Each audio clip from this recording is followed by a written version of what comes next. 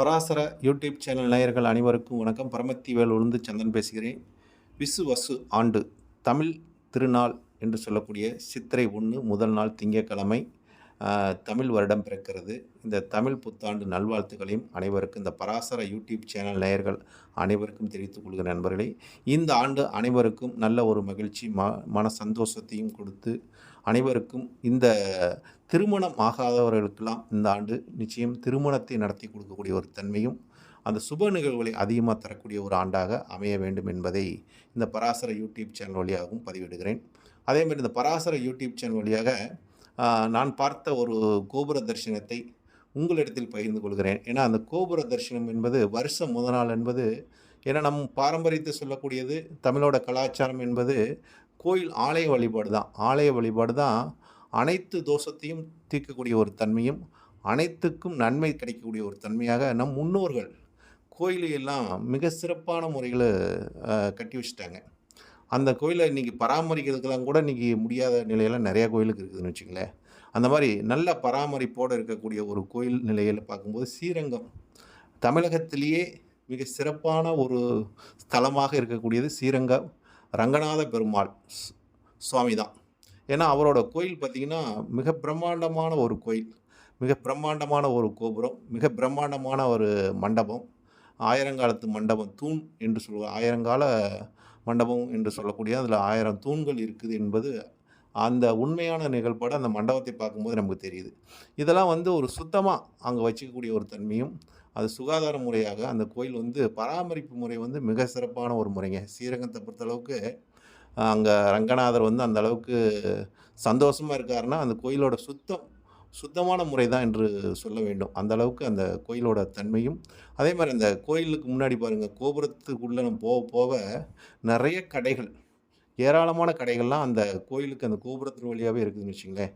பார்க்குறதுக்கு ஒரு ஒரு ஜனங்களோட நம்ம வசிக்கக்கூடிய ஒரு தன்மையும், நல்ல ஜனங்களோட ஒரு சுறுசுறுப்பாக இயங்கக்கூடிய ஒரு நிலைப்பாட்டை அந்த கோயிலோட வளாகம் நமக்கு சொல்லுதுன்னு வச்சுங்களேன்.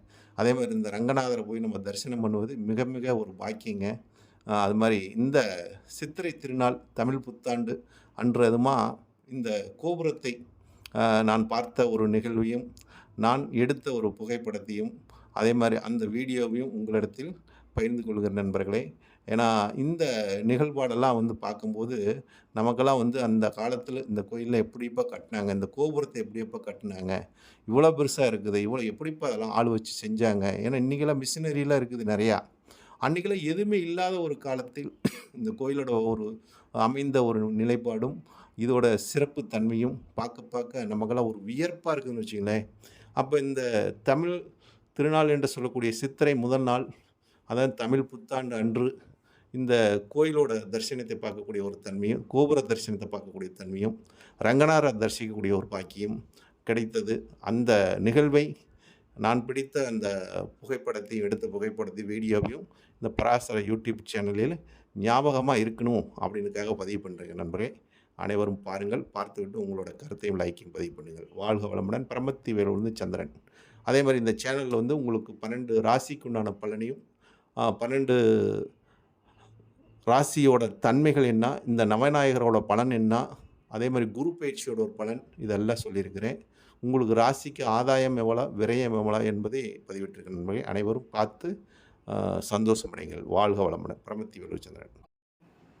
பராசர யூடியூப் சேனல் நேயர்கள் அனைவருக்கும் வணக்கம்.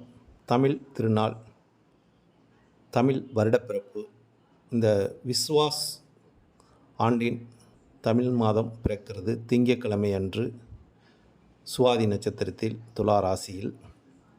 இந்த ஆண்டு அனைவருக்குமே நல்ல ஒரு தொழில் வளத்தையும், நல்ல ஒரு தெய்வீக ஒரு ஆற்றலையும், நல்ல ஒரு பேர் புகழையும் கொடுக்க வேண்டும் என்பது இந்த வயலூர் முருகனின் அருள் அனுகிரகம் பெற்று வாழ்க வளமுடன். வாழ்க வளமுடன். பரமத்தி வேலூர் சந்திரன்.